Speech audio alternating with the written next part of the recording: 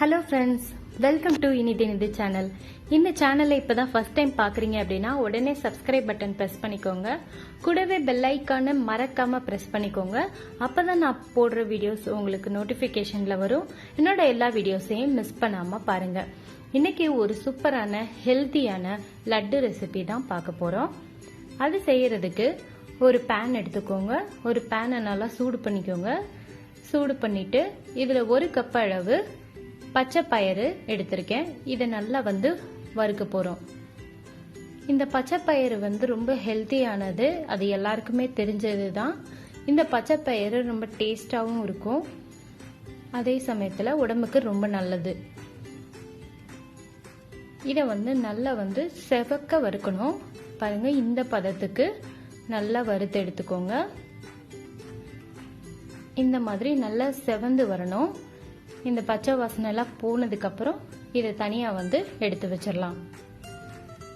இப்ப அதே ஒரு கப் அளவு உளுந்து பருப்பு எடுத்திருக்கேன். கருப்பு உளுந்து எடுத்திருக்கேன். கருப்பு உளுந்து பெண்களுக்கு ரொம்பவே நல்லது, அதனால நான் கருப்பு உளுந்து இதுல சேர்த்திருக்கேன். இதை வெறும்னே அவிச்சு சாப்பிட்டுக்கலாம், அவ்வளோ டேஸ்டா இருக்கும். ரொம்ப உடம்புக்கு நல்லது கூட. இதையும் நல்லா வறுக்கணும். இது எந்தெந்த அளவுக்கு வறுக்குறீங்களோ அந்த அளவுக்கு இந்த லட்டு ரொம்ப டேஸ்டா இருக்கும். அதனால இந்த பச்சை வாசனை போற வரைக்கும் நல்லா வறுத்து எடுத்துக்கோங்க. பாருங்க, நல்லா கருப்பா நல்லா வறுத்தாச்சு. நல்லா வறுத்தாச்சுன்னா இந்த தோல்லாம் லேசா உரிய ஆரம்பிச்சிடும். அந்த அளவுக்கு நல்லா வறுத்துக்கணும். தோலோட சாப்பிட்டால்தான் ரொம்ப சத்தே, அதனால தோலை உரிக்க வேண்டாம், அப்படியே சேர்த்துக்கலாம். அதையும் தனியா எடுத்து வச்சாச்சு. அடுத்து நான் சேர்த்துக்க கூடியது காணப்பயிறு, கொள்ளுன்னு சொல்லுவாங்க. இது ஒரு அரைக்கப் அளவு எடுத்திருக்கேன். இதையும் நல்லா பொன்னிறமா நல்லா வறுத்து எடுத்துக்கலாம். இது சளி இருமலுக்கு ரொம்ப நல்லது, அதனால இதை எடுத்துக்கிறேன். இப்போ இதுல அரைக்கப் அளவு பொரிகடலை சேர்த்திருக்கேன். பொரிகடலை உங்களுக்கு நல்லா டேஸ்ட் கொடுக்கும், அதே சமயத்தில் குழந்தைங்களுக்கு ரொம்ப நல்லது. இந்த பொரிகடலையை அப்படியே கொடுத்தா கூட நல்லா சாப்பிடுவாங்க, அந்த அளவுக்கு இது நல்லா டேஸ்டா இருக்கும். அதனால இந்த லட்டுல நம்ம பொரிகடலை சேர்த்திருக்கோம். நீங்க வேர்க்கடலை கூட இதுல சேர்த்துக்கலாம். வேர்க்கடலை இன்னும் ரொம்ப டேஸ்டா இருக்கும் வேர்க்கடலை சேர்த்தா. நான் இன்னைக்கு பொரிகடலை ஒரு அரைக்கப் அளவு சேர்த்திருக்கேன். இதையும் நல்லா பொன்னிறமா வறுத்தாச்சு, அதை தனியா எடுத்து வச்சாச்சு. அதுக்கப்புறமா 2 டேபிள் ஸ்பூன் அளவு கருப்பு எள்ளு. கருப்பு எள்ளு, வெள்ளை எள்ளு எது வேணாலும் நீங்க சேர்த்துக்கலாம். பாருங்க, கருப்பு எள்ளு நல்லா போட்ட உடனே நல்லா பொரிஞ்சு வந்துருச்சு. இதையும் எடுத்து தனியா மாத்திக்கலாம். இப்ப அடுத்து நம்ம சேர்க்கக்கூடிய பொருள் சிகப்பரிசி. சிகப்பரிசி வச்சு நான் ஏற்கனவே ஹல்வா பண்ணியிருக்கேன். அந்த வீடியோ நான் டிஸ்கிரிப்ஷன் பாக்ஸ்ல கொடுக்குறேன், அதை பாருங்க. அது மாதிரியும் செஞ்சு பாருங்க, ரொம்ப நல்லது, ரொம்ப டேஸ்டாவும் இருக்கும். அதனால நான் இதுலயும் இந்த சிகப்பரிசி சேர்த்திருக்கேன். அந்த சத்துக்கும் இந்த சத்துக்கும் நல்லா இருக்கும். இதில் நீங்க கைக்குத்தல் அரிசி கிடைச்சா இன்னுமே நல்லது, அது டேஸ்ட்டும் ரொம்ப நல்லா இருக்கும். இந்த சிகப்பரிசி பொரிகடலை இதெல்லாமே சேர்க்கும் போது இந்த லட்டு தனி டேஸ்டா இருக்கும். கண்டிப்பா ட்ரை பண்ணி பாருங்க. இப்ப எல்லாமே நம்ம வறுத்து எடுத்தாச்சு. பாருங்க, இந்த அளவுக்கு எல்லாமே நல்லா வறுக்கணும்.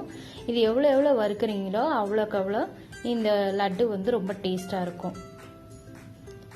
இப்போ எல்லாமே நான் 200 கிராம் 200 கிராம் அளவு எடுத்திருக்கேன். ஒரு கப்புன்றது 200 கிராம் அளவு எடுத்திருக்கேன். அதனால இது நல்லா நிறைய மாவு வரும். இப்போ இதை நீங்க மிஷின்ல கொடுத்து அரைக்கலாம், நம்ம மிக்ஸி ஜார்லையும் போட்டு அரைக்கலாம். இப்போ நான் இது எல்லாத்தையும் மிக்ஸி ஜார்ல போட்டு அரைச்சிக்க போறேன். இது உங்களுக்கு நைஸா வேணும் அப்படின்னா இதுல பாதி கொஞ்சம் கொஞ்சமா போட்டு கூட நீங்க அரைச்சிக்கலாம். இப்ப நான் கொஞ்சம் கொரகொரப்பா அரைக்க போறேன், அதனால எல்லாத்தையும் மொத்தமா நான் சேர்த்துக்கிறேன். சேர்த்துட்டு இதை நல்லா அரைச்சிட்டு வந்துடலாம். இப்ப பாருங்க, நல்லா மாவு அரைச்சிட்டு வந்தாச்சு. இப்ப அரைச்சதுக்கு அப்புறமா இதுல ஒரு கப் அளவு நான் நாட்டு சர்க்கரை சேர்த்துக்கிறேன். நாட்டு சர்க்கரையோட இந்த அரைச்ச மாவுலையும் ஒரு கப் அளவு நான் சேர்த்துக்கிறேன். உங்களுக்கு எவ்வளவு இனிப்பு விருப்பமோ அந்த அளவு நீங்க சேர்த்துக்கலாம். நான் இனிப்பு பார்த்து தான் இந்த அளவு நான் சேர்த்திருக்கேன். இப்போ எனக்கு வேணும்னா நான் இன்னும் கொஞ்சம் எக்ஸ்ட்ரா சேர்த்துக்கலாம். ஆனால் இதுவே எனக்கு கரெக்டாக இருந்துச்சு, அதனால நான் வந்து அப்படியே சேர்த்துக்கலாம். இப்போ இதை வந்து ஒரு பிளேட்டில் மாற்றி வச்சுக்கலாம்.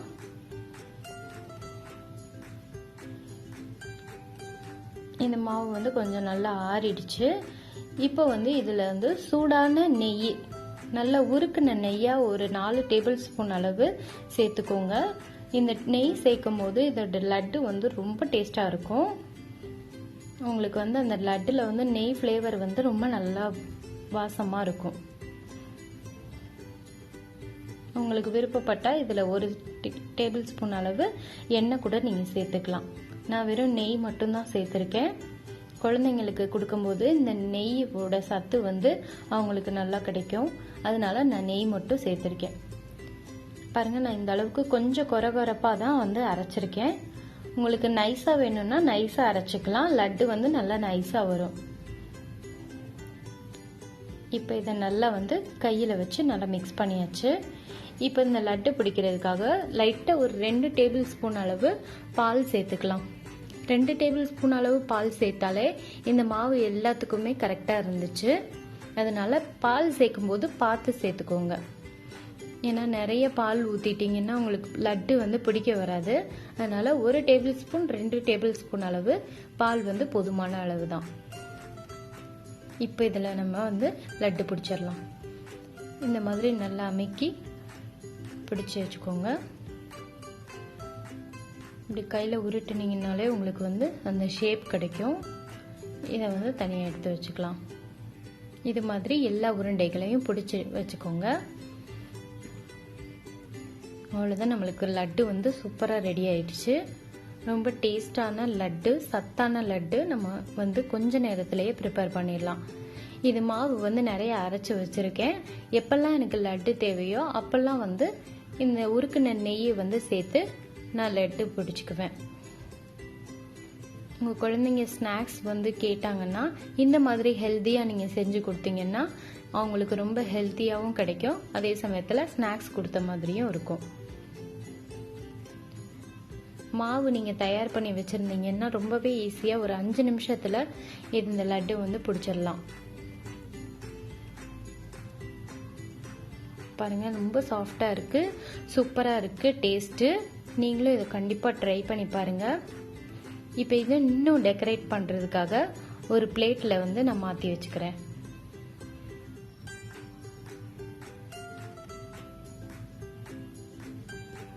இப்போ இந்த லட்டு எல்லாமே வந்து பிடிச்சாச்சு. இது கொஞ்ச நேரத்தில் வந்து லட்டு வந்து காலி ஆயிடுச்சு. அந்த அளவுக்கு ரொம்ப டேஸ்ட்டாக இருந்துச்சு. நீங்களும் இதை கண்டிப்பாக வீட்டில் ட்ரை பண்ணி பாருங்கள். இது இன்னும் அழகுபடுத்துறதுக்காக வறுத்த முந்திரியை இது மேலே வச்சுக்கலாம்.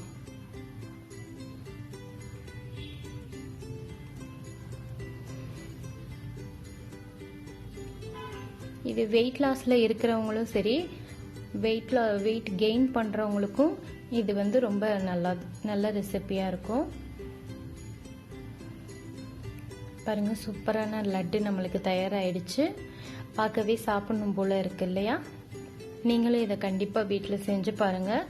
உங்கள் குழந்தைங்களுக்கும் கொடுத்து என்ஜாய் பண்ணுங்கள். மீண்டும் அடுத்த வீடியோவில் ஒரு இன்ட்ரெஸ்டிங்கான ரெசிபியோட உங்கள் எல்லாரையும் சந்திக்கிறேன். Bye bye friends.